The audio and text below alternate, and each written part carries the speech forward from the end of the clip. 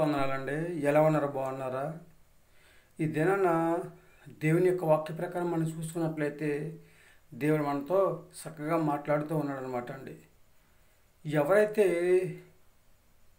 నశించిపోతూ ఉన్నారో వాళ్ళందరినీ కూడా వెతికి రక్షించడానికి మనుష్య కుమారుడు ఈ లోకానికి వచ్చినట్లుగా మనము చూస్తూ ఉన్నాం అనమాట అండి. మనం దేవుని చిత్త ప్రకారం కూడా మత్తయి సువార్తలు చెప్తూ ఉంటాడండి. చిన్నపిల్లలు నశించిపోవట దేవుని చిత్తము కాదని చెప్పేసి దేవుడు తన పరిశుద్ధ లేఖనం ద్వారా చదివిస్తున్నాడు అనమాట అండి.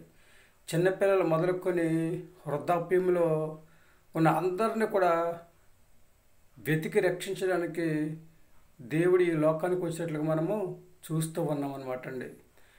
ఎవరైతే చెడు మార్గంలో నడుస్తూ ఉంటారో, ఎవరైతే చెడు ఆలోచన చేసుకుంటారో, ఎవరైతే వాళ్ళ ఇష్టానుసారంగా జీవించాలని చెప్పేసి ఆలోచన కలిగి ఉంటారో వాళ్ళందరినీ కూడా వెతికి రక్షించి మంచి మార్గంలో నడిపించడానికి, మంచి ఆలోచన ప్రకారం నడిపించడానికి, వాళ్ళందరూ కూడా మంచి జ్ఞానం ఇచ్చి చక్కగా ఆయన రాజ్య వారసులుగా జీవించే యోగ్యతను సంపాదించుకునే స్థితిని కలగజేయడానికి దేవుడు ఈ లోకానికి వచ్చినట్లుగా మనం చూస్తూ ఉన్నాం అనమాట అండి. దేవుడిచ్చిన మహా ఉచితం అనుకున్న బట్టి వైద్యుడు ఎవరికి కావాలండి? రోగికి మాత్రమే కావాలన్నమాట అండి.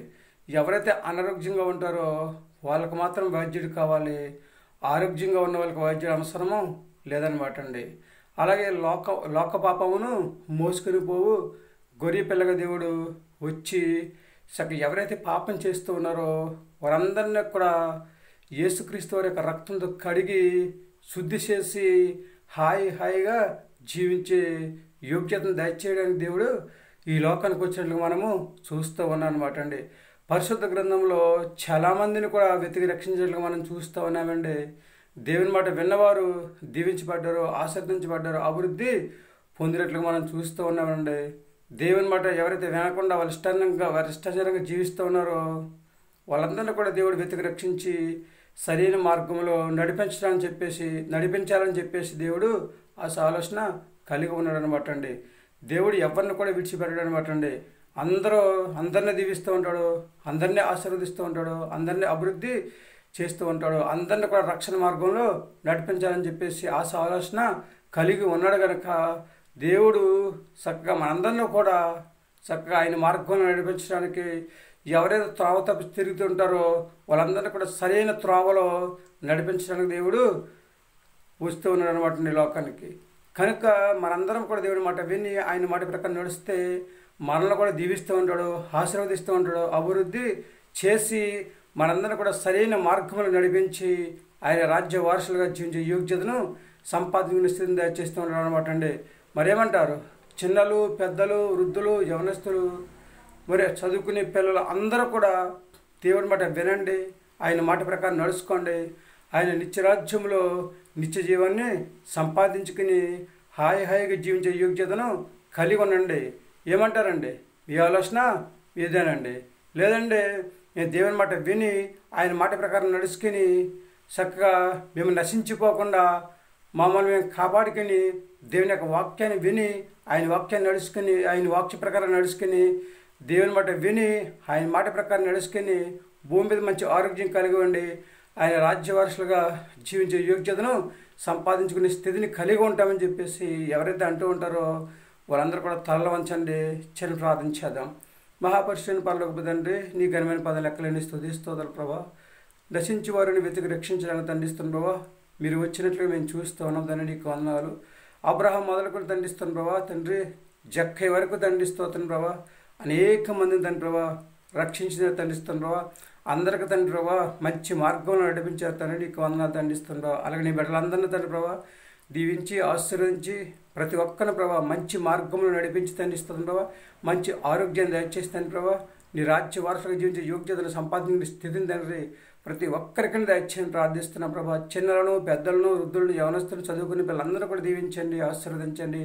వివాహం కోసం ఎదురు చూస్తున్న వారిని, గర్భిణీశ్వరులను, బాలింతలను తండ్రి, అనారోగ్యంతో బాధపడుచున్న వారిని తండ్రి, సంతాన బిడ్డలను దండిస్తుంది ప్రభా, గర్భిణీశ్వరులను దండిస్తుంది ప్రభా, ఉద్యోగం చేస్తున్న వారిని, వ్యాపారం చేస్తున్న వారిని దండిస్తుంది ప్రభా. అలాగే తండ్రి చేతులు చేసుకుంటున్న వారిని, వాహనాలు నడుపుతున్న వారిని తండ్రి అనేక మందిని దీవించండి, ఆశీర్వదించండి.